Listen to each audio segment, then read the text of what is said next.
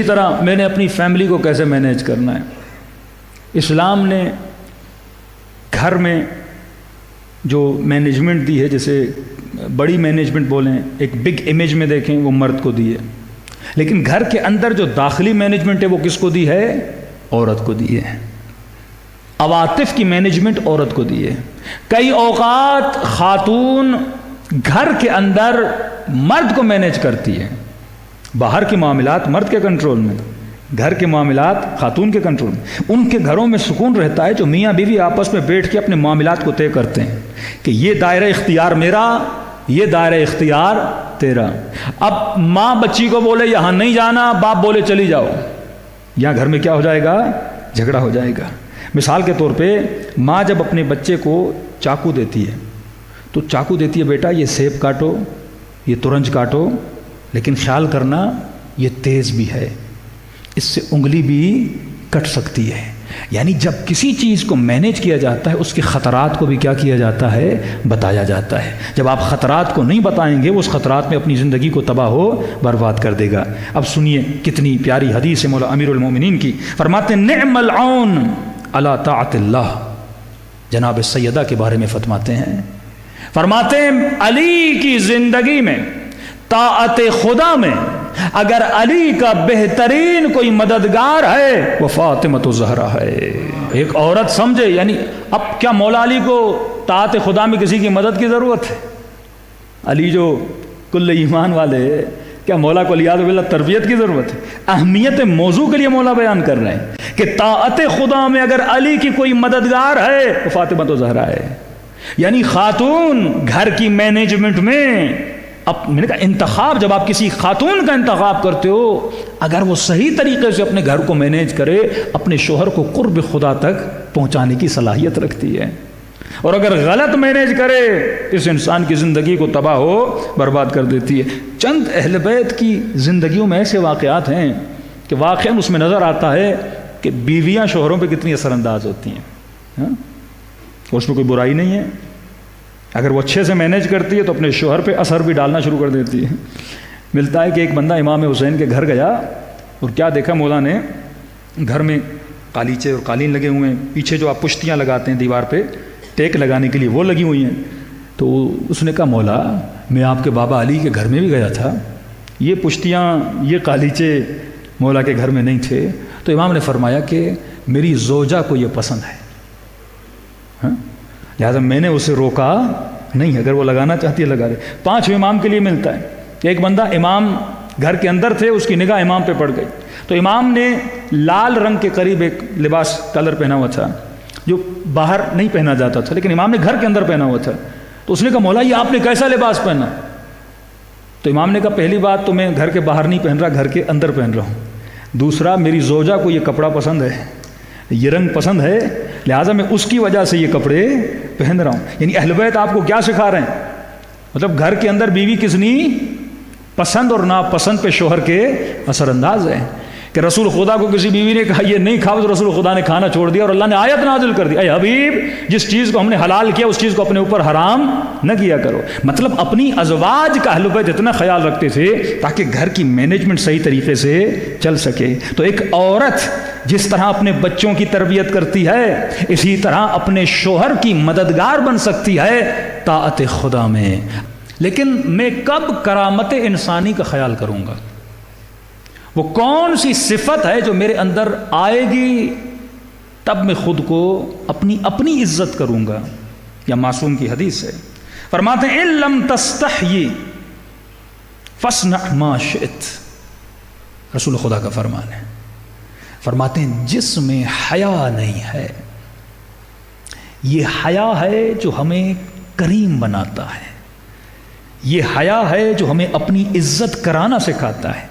فرماتے ہیں جس میں حیا نہیں, رسول خدا فرماتے ہیں یہ انبیاء کا ایک محاورہ تھا کہ جب بندے کے وجود سے حیا ختم ہو جاتا ہے اب جو تیرے من میں آئے تم کرو. سب سے پہلے حیا ہوتا ہے اپنی ذات سے. اگر تو خود سے حیا نہیں کرتا تو خدا سے بھی حیا نہیں کرے گا.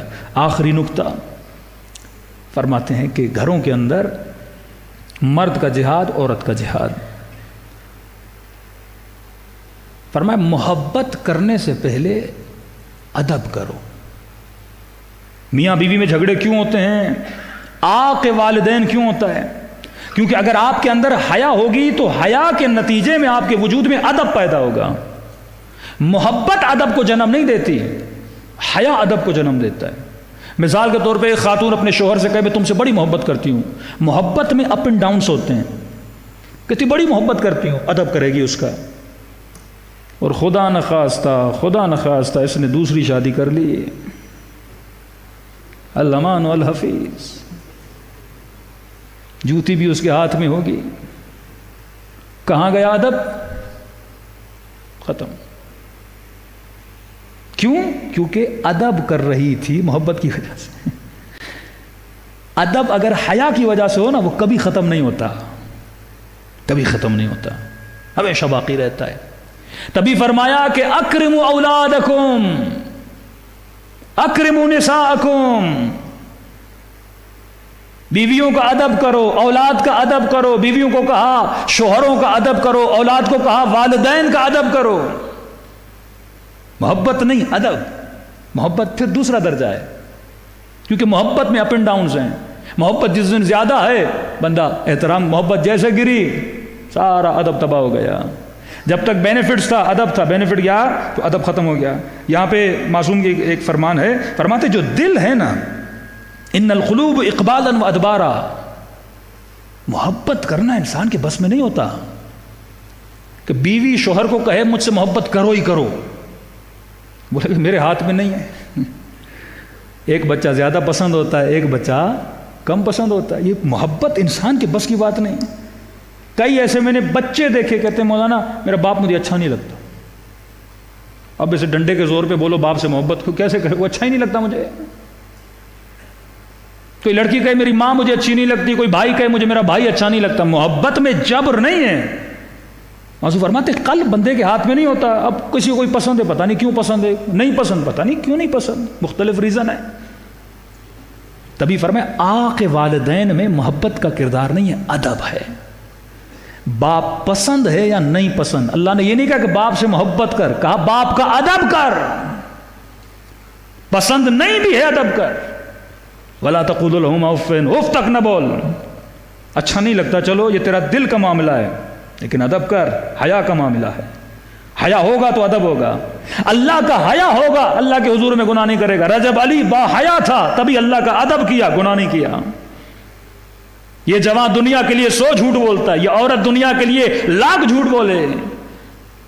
کسی خاتون نے کہا مولانا آپ کی مجلس سنی، اب میں کیا کروں؟ میں نے کہا آپ نے کیا کیا ہے؟ کہ مولانا ایک جگہ جاب مل رہی تھی، میرے باس نے کہا دوپٹہ اتارو. میں نے کہا میں اپنے حجاب پہ کمپرومائز نہیں کروں گی. کہا ٹھیک ہے چلو اتنی آپ کو اجازت ہے، لیکن یہاں پہ ہماری میٹنگز ہوتی ہیں، اور میٹنگ میں جب لوگ ملنے آتے ہیں، کانفرنسز ہوتی ہیں، ہینڈ شیک ہوتا ہے، کم از کم یہ تو کرنا پڑے گا. کہ مولانا میں نے اس پہ کمپرومائز کر لیا. میں نے کہا تو نے اللہ کا حیا نہیں کیا. حیا ہوتا اپنے وجود کو ذلیل نہ کرتی، جاب کے لیے، پیسے کے لیے، دولت کے لیے. بے ادب محروم از لطف رب.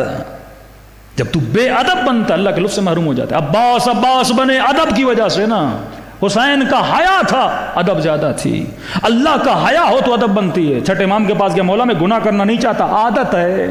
امام نے کہا یہ بتا باپ کے سامنے کرے گا کہ نہیں؟ ماں کے سامنے نہیں. لوگ تیرا احترام کرتے ہیں ان کے سامنے نہیں. جن کا تو احترام کرتا ہے ان کے سامنے نہیں. کہ یہ بتا 6-7 سال کے بچے کے سامنے گناہ کرے گا؟ کہ مولا نہیں.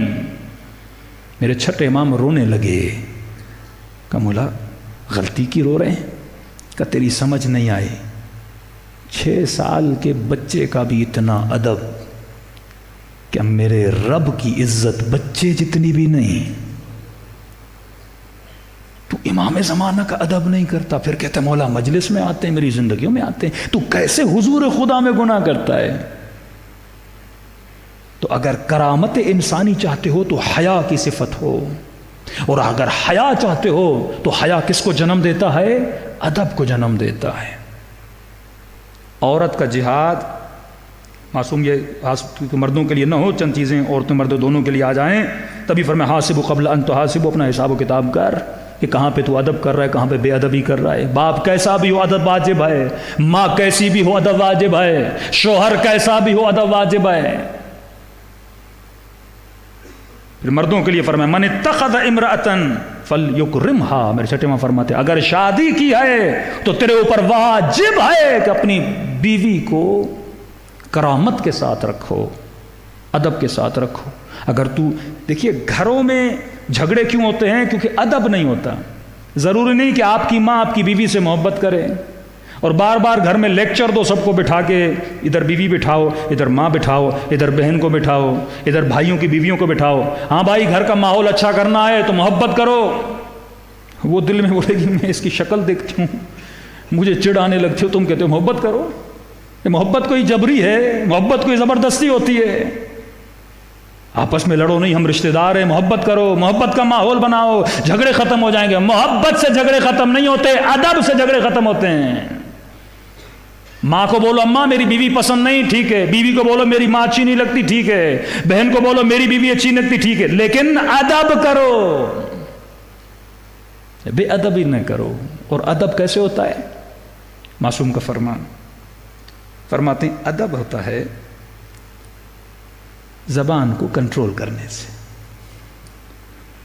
پہلی بے ادبی زبان سے شروع ہوتی ہے۔ جب ہم گالی دیتے ہیں، جب ہم کسی کو برا بھلا بولتے ہیں تو کہاں سے بولتے ہیں؟ زبان سے بولتے ہیں نا۔ فرماتے ہیں عورت کا جہاد ہے، جہاد عورت ہے شوہرداری۔ میں نے کل کی مجلس میں کہا، کسی خاتون نے کہا مولانا بڑا مشکل ہے، تو ہمارے استاد ایک مثال دیتے تھے ہنسانے کے لیے بھی، کہتے تھے بھائی مردوں کا جہاد کیا ہے؟ مرد 8 سال کس سے لڑنے گئے؟ صدام سے لڑنے گئے ایران میں نا۔ مردوں کا جہاد یہ تھا صدام سے لڑنے جا، اب تیرا جہاد یہ تیرے گھر میں صدام تیرا شوہر ہے۔ تو صدام ہی سمجھ لے اسے۔ صدام کیا کرتا تھا؟ مارتا تھا نا، بدتمیزی کرتا تھا۔ تو یہ فرق یہ ہم صدام کو مارتے ہیں، تو اسے مارو نہیں، اس کا احترام کرو، ادب کرو، اس کی بدتمیزی پہ، اس کی بددہنی پہ۔ ادب کا مطلب کیا ہے؟ شوہر کے ساتھ خیانت نہ کرے۔ ادب کا مطلب کیا ہے؟ اس کے پیچھے باتیں نہ کرے۔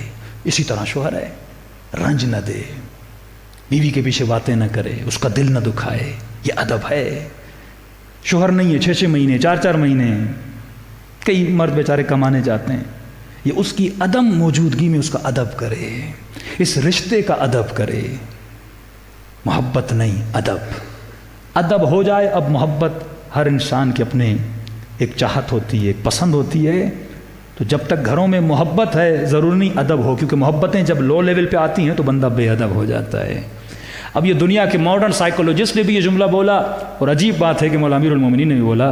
امام فرماتے ہیں بیوی کے لیے کہ جب شوہر تھکا ہوا کام سے گھر آئے، اچھا ماڈرن سائیکولوجی میں ارتباطات کو مضبوط کرنے کے لیے انہوں نے باقاعدہ وہ منٹس بھی بتائے، کہا 10 منٹس کے لیے عورت خاموش رہے جب اس کا شوہر گھر آتا ہے، 10 منٹس کے لیے۔ مولا نے یہ نہیں کہا کہ 10 منٹس، امام نے فرمایا جب شوہر گھر آئے تو بڑی محبت سے، بڑے پیار سے اس کو کیا کرے؟ ویلکم کرے۔ تو کہتے ہیں مرد جو ہے وہ خام ہو جاتا ہے، مطلب نرم ہو جاتا ہے، اور استاد کہتے تھے خر بھی ہو جاتا ہے کبھی کبھی۔ اگر عورتیں چاہیں تو خر بنانا بھی بڑا آسان ہے۔ مرد کو کیا چاہیے ہوتا ہے؟ محبت چاہیے ہوتی ہے نا، اچھا برتاؤ، کہ بیوی ادب کرے۔ بیوی بھی یہی چاہتی ہے شوہر میرا کیا کرے؟ ادب کرے۔ رشتوں میں اگر ادب ہو، بدتمیزیاں نہ ہو، تو گھر جنت بن جائے، سکون بن جائے۔ اب لیکن جیسے شوہر آئے کہ کبھی نیگیٹو بات نہ کرے، اس سے سوال نہ کرے۔ اب جیسے آیا وہ سبزی لے کر آئے کہ نہیں آئے، وہ بھول گیا، روز بھول جاتے ہو، وہ لے کر آئے کہ نہیں ہو، وہ بھول گیا، وہیں سے جھگڑا کیا ہو جاتا ہے؟ شروع ہو جاتا ہے۔ کہ 10 منٹ کے لیے خاموشی اختیار کرے، اس سے گھر میں کیا بنتا ہے؟ ادب کا ماحول بنتا ہے نا۔ اہل بیت وہ راستے سکھا کر گئے جس سے انسان کی دنیا بھی بنے، انسان کی آخرت بھی بنے۔ صلوات پڑھے محمد و آل محمد۔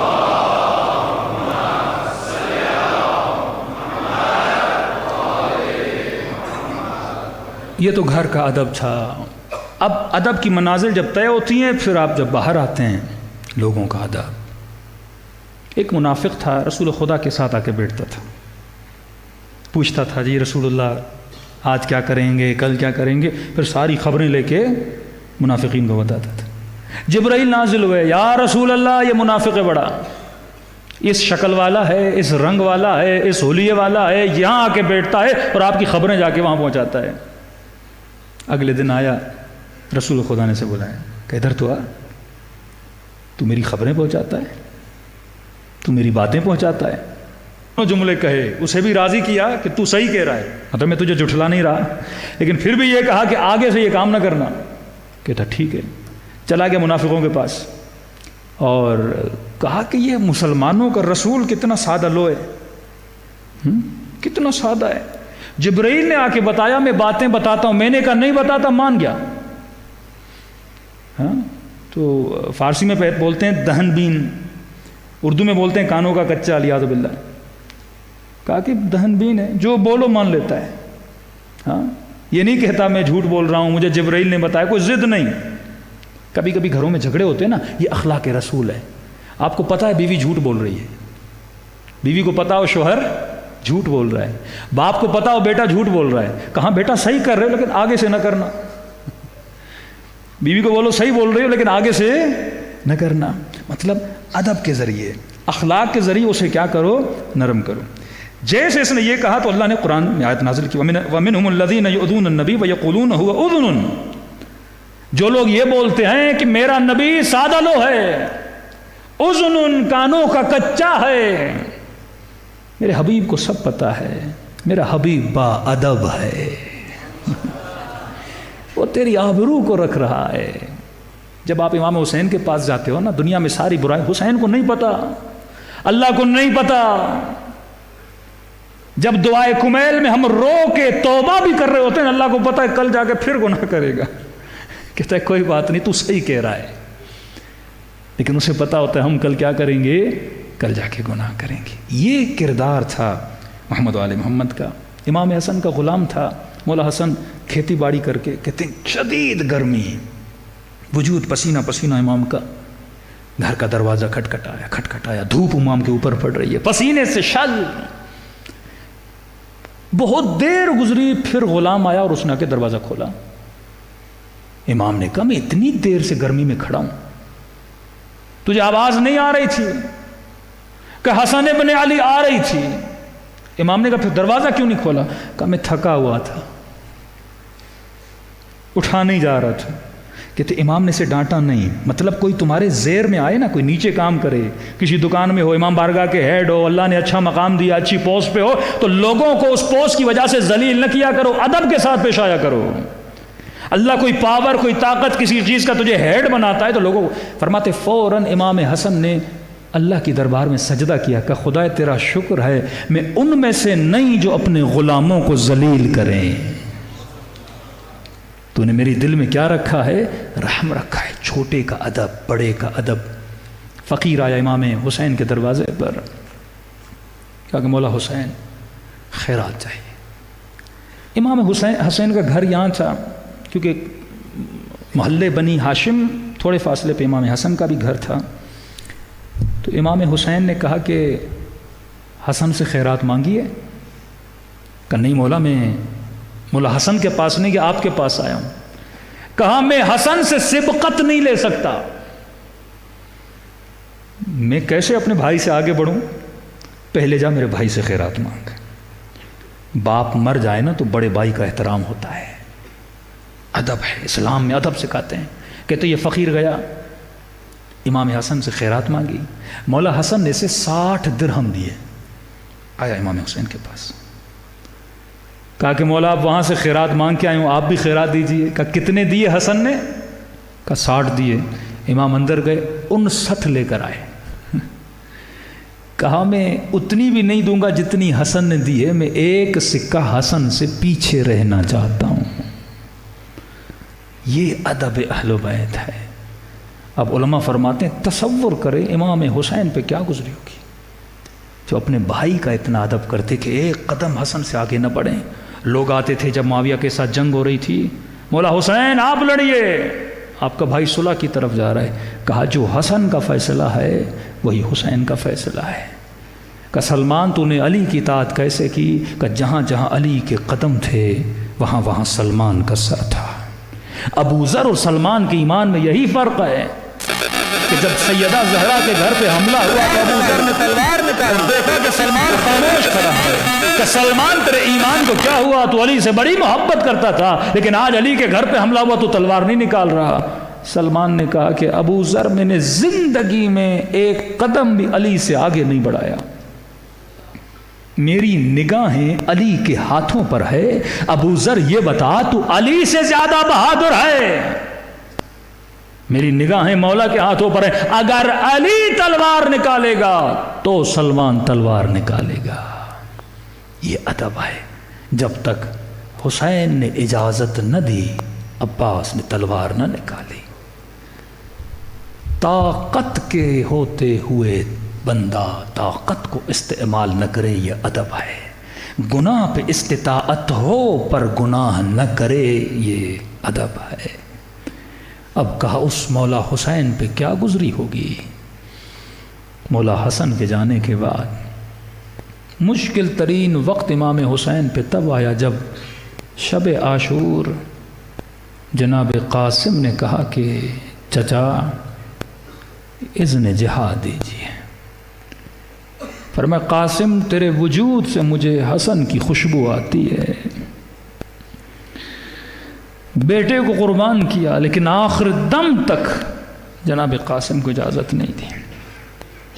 اور کریم کتنے تھے، بہن کے خیمے میں آئے، فرمایا بہن زینب وہ کرتا دو جو اماں زہرا نے میرے لیے سیا تھا۔ تصور تو کرو ماں کی نشانی سے بندہ کتنا پیار کرتا ہے۔ اگر ماں دنیا میں نہ ہو، باپ دنیا سے چلا جائے، بندہ اس کی نشانیوں میں جیتا ہے۔ بی بی نے کرتا دیا، روایت کے جملے حسین نے خنجر نکالا اور کرتے کو پارا پارا کرنا شروع کیا۔ کہا حسین اماں کی نشانی ہے، پھاڑ کیوں رہے ہو؟ کہا میں جانتا ہوں میری شہادت کے بعد میرے بدن سے ہر چیز لوٹ لی جائے گی۔ حسین با حیا امام کا نام ہے، کہ میں نہیں چاہتا میرا بدن عریان ہو جائے۔ میرے امام فرماتے میرا سلام ہو کربلا کے اس شہید پہ جس کے بدن پہ لباس نہیں تھا۔ یہاں تک تو آپ نے روایت سنی، اگلا جملہ سنیے۔ جب وہ کرتا پہن لیا نا پھاڑ پھاڑ کے، پھٹا ہوا کرتا، کہ یہ پھٹا ہوگا کوئی اتارے گا نہیں، بندہ رغبت نئی چیز کی طرف رکھتا ہے۔ فرمایا بہن زینب وہ جو پیلے رنگ کا کرتا ہے نا وہ حسین کو دو۔ ایک خوبصورت سا کرتا تھا، یلو رنگ کا، پیلے رنگ کا۔ بی بی زینب نے دیا، امام حسین نے پہنا۔ بڑے تعجب سے بہن نے پوچھا کہ حسین پھٹا ہوا کرتا پہنا، نیا کرتا کیوں پہن رہے ہو جبکہ تجھے پتا بھی ہے تیرے بدن سے ہر چیز کو لوٹ لیا جائے گا؟ خدا کی قسم ایسے کریم دنیا میں کہیں نہیں ملیں گے۔ اگر معرفت حسین ہو جائے بندہ ایک لمحے کے لیے اپنے مولا کو ناراض نہ کرے، ایک لمحے کے لیے اپنے رب کو ناراض نہ کرے۔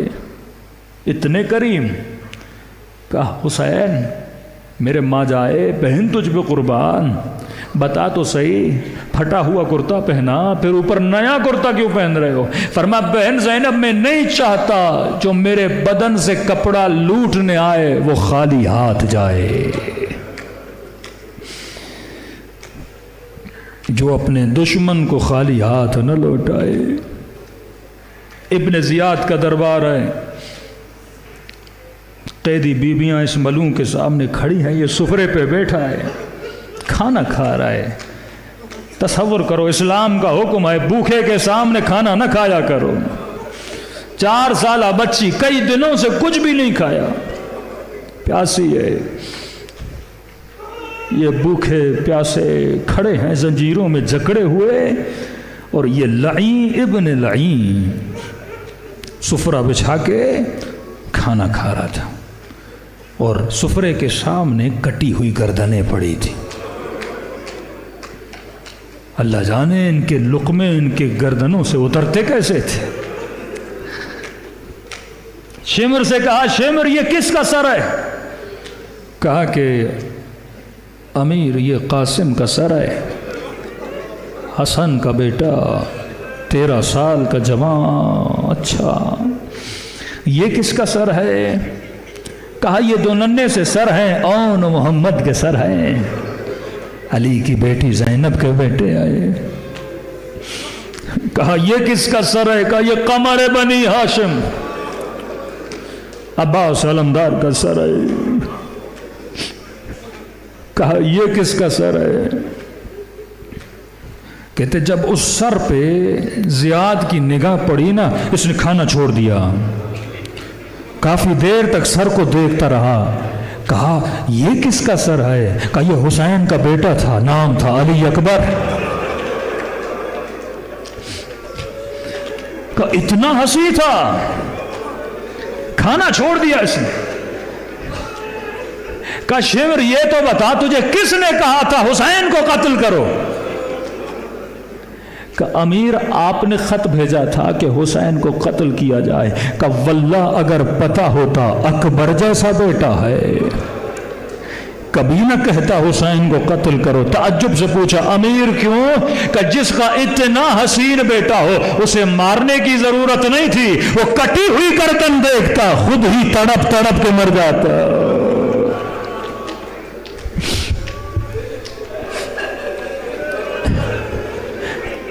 اب تصور کرو زین العابدین پہ کیا گزری ہوگی،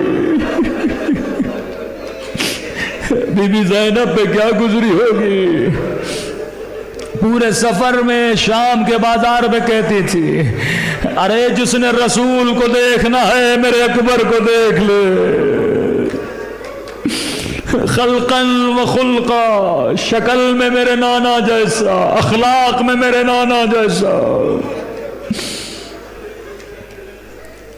کیا کردار تھا اہل بیت رسول کا، کیا ادب تھا اہل بیت کا۔ اپنی عزت کرنا سیکھو تب اہل بیت کی عزت کرو گے۔ اپنے وجود کی کرامت کو بلند کرو، جب تک وجود میں حیا نہیں تو ادب نہیں۔ اے خدا ان مجلسوں کے صدقے میں ہمیں ایسا با ادب بنا جیسا کربلا میں تو نے حور کو بنایا تھا۔